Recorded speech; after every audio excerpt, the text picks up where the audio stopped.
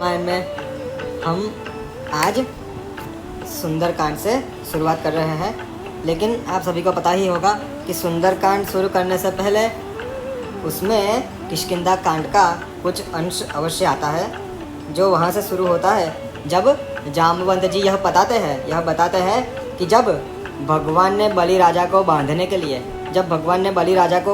लिए अपना जो विराट स्वरूप धारण किया था, अर्थात कि वामन रूप में जो अपना विराट स्वरूप धारण किया था, तब मैंने उनकी 7 बार प्रदक्षिणा कर दी। तो ये वो क्यों बताते हैं? ये वो इसलिए बताते हैं कि सब लोग अपने अपने बल का वर्णन करते थे। तो वो बताते हैं कि जब बलि बांधत प्रभु बाढ़ेऊ सो तनु बरनी न जाई। जो तन भगवान ने, अर्थात कि जो शरीर भगवान ने बलि राजा को बांधने के लिए बनाया था, उसका मैं वर्णन नहीं कर सकता। लेकिन उस वक्त मुझ में इतना सामर्थ्य था, इतना बल था कि उभय भरी महदीन ही, मैंने पृथ्वी पर खड़े रहते रहते ही 7 प्रदक्षिण धाई, भगवान की 7 प्रदक्षिणा पूर्ण कर दी। तब जब जामवंत ने इतना उत्साह उन्होंने जगा दिया उनमें, तब अंगद जी को रहा नहीं गया। अंगद जी अपने आप को रोक नहीं पाए, तो अंगद जी कहते थे, क्या कहा अंगद ने? अंगद कहते हैं कि अंगद कही जाऊँ मैं पारा। अंगद जी पहले कहते हैं कि मैं पार चला जाऊंगा। किस चीज़ के पार चला जाऊंगा? ये समुद्र को मैं पार कर दूंगा।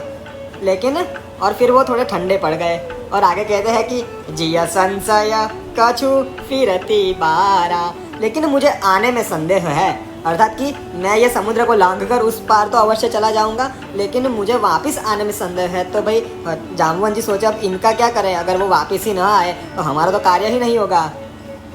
तब जामवंत जी सभी वानरों से कहते हैं कि भाई क्या तुम सब लोग में कोई सामर्थ्य नहीं है? क्या मेरी नाक कटवाना चाहते हो?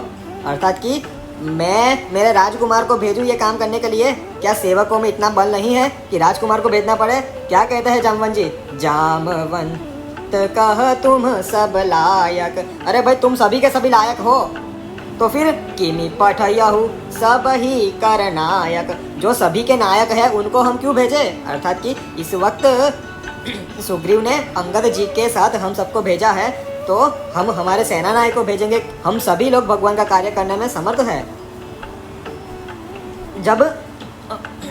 जब जामवंत जी कह देते हैं, सबको कह देते हैं, और लेकिन हनुमान जी उनको कोई प्रत्युत्तर नहीं देते। अब जामवंत जी सोचते हैं कि जिनके पास सबसे अधिक बल है वही कुछ नहीं बोलता, अर्थात कि जिनके पास सबसे अधिक बल है उनको ही खुद के बल के बारे में नहीं पता है।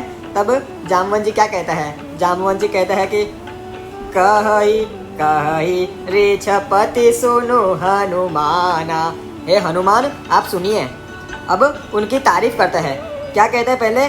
का चुप साधी रहे बलवाना। अरे जो हम सब में बलवान है, आप चुप्पी साध कर क्यों खड़े हुए हो? आप कुछ बोलते क्यों नहीं? अर्थात कि यहाँ पर मैं आपको बोल रहा हूँ कि समुद्र के उस पार जाना है, आप तो बड़े बलवान हैं, तो आप चुप्पी साध कर क्यों खड़े हो? आप कुछ बोलिए हनुमान जी। तो देखिए हनुमान जी की तारीफ करते हैं, उनको बलवान कहा, लेकिन हनुमान जी ने कोई प्रत्युत्तर दिया नहीं दिया। तो और तारीफ करते हैं। क्या कहा? पवन तनय बल पवन समाना। कहते हैं उनकी तारीफ नहीं, क्योंकि पापा की तारीफ करते हैं, उनके पापा की तारीफ करते हैं, तो पवन से उनका नाता जोड़ा। कहते हैं पवन तनय, आप तो पवन के पुत्र हो, आप पवन के पुत्र हो और आप में पवन के समान बल है। बल पवन समाना, और बल ही नहीं, आप में बुद्धि विवेक विज्ञान निधाना। आप बुद्धि विवेक और विज्ञान के संपूर्ण निधान ही हो हनुमान जी। और मुझे कहिए आप, कवन सो काज कठिन जग माही। इस संसार में ऐसा कौन सा कार्य होगा जो कठिन होगा? जो नहीं तात होई तुम पाई, जो आपके सामने नहीं हो सकता। अर्थात कि इस संसार में ऐसा कोई कार्य ही नहीं बना कठिन में से कठिन जो आप पूर्ण न कर सके। लेकिन अब तक हनुमान जी ने जामवंत जी को कुछ भी नहीं कहा। देखिए उनकी बल की महिमा की, उनके पिता से उनके बल की तुलना की, उनको कहा कि तुम्हारे पास बुद्धि बल है, लेकिन फिर भी उन्होंने कुछ नहीं कहा। लेकिन जब जामवंत जी कहते हैं, क्या कहते हैं? राम काज लगी तब अवतारा, राम काज लगी तब अवतारा। जब हनुमान जी ने ये सुना कि मेरा जन्म राम जी का कार्य करने के लिए हुआ है, बस जब इतना ही सुना कि मेरा जन्म राम जी का कार्य करने के लिए हुआ है तो तुरंत ही क्या हुआ, सुनत ही भयउ पर्वताकारा। जो हनुमान जी छोटे से वानर रूप में थे, ऐसा सुनते ही कि मेरा जन्म राम के कार्य के लिए हुआ है और मेरे कारण भगवान का कार्य रुका हुआ है, तो तुरंत ही उन्होंने अपना कपि स्वरूप त्याग कर पर्वताकार विशाल स्वरूप धारण कर दिया। कैसा स्वरूप था? कनक बरन तन तेज विराजा, मानहु अपर गिरिन कर राजा, सिंहनाद करि बारहि बारा, लीलहि नादउ जल निधि पारा। हनुमान जी कहते का हनुमान जी का बदन जो छोटे से वानर का था, अब वो कैसा हो गया है? कनक बरन, कनक सोने का हो गया है, तन तेज विराजा, और उनके शरीर में से तेज प्रकट हो रहा है। और मानो ऐसे मालूम होता है मानो दूसरे पर्वतराज सुमेरु ही ना हो, दूसरे पर्वतराज सुमेरु ना हो। और बारंबार हनुमान जी ने सिंहनाद, सिंह गर्जना की।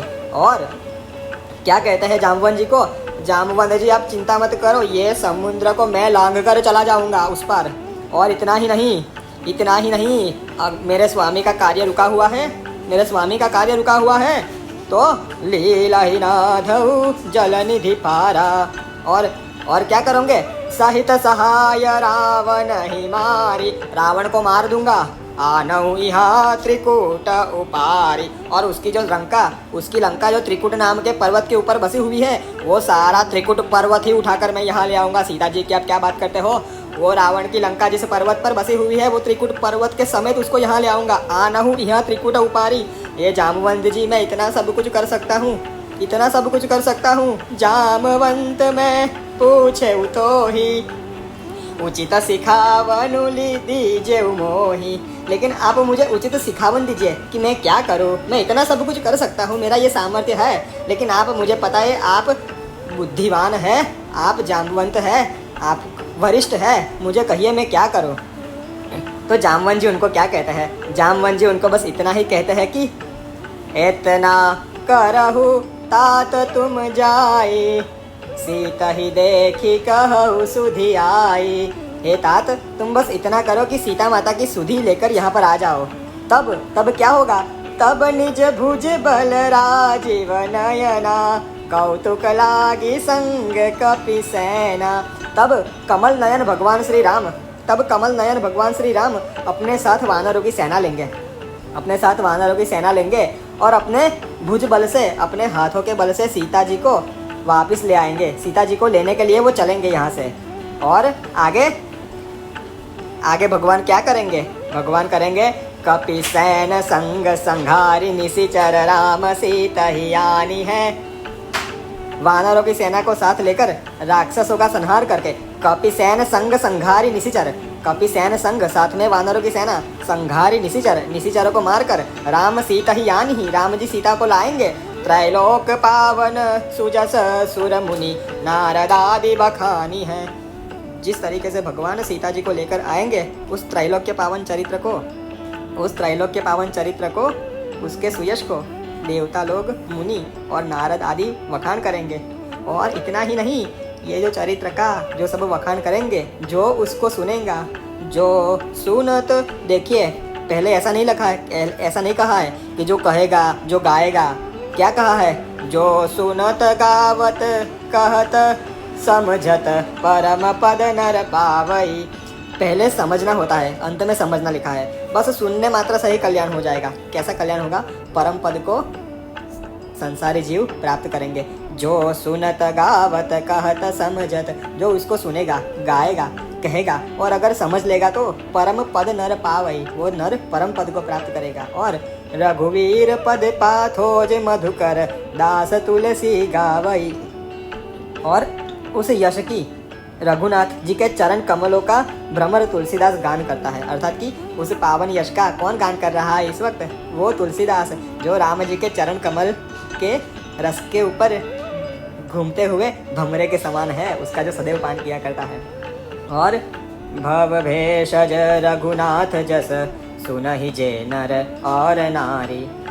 जो इन रामचंद्र जी का ये सुंदर यश सुनेगा, जो कि औषधि रूप है। भव भेषज रघुनाथ यश, सुनहि जे नर और नारी, जो नर नारी इसको सुनेगा, तिनकर सकल मनोरथ सिद्ध करहि त्रिसरारी।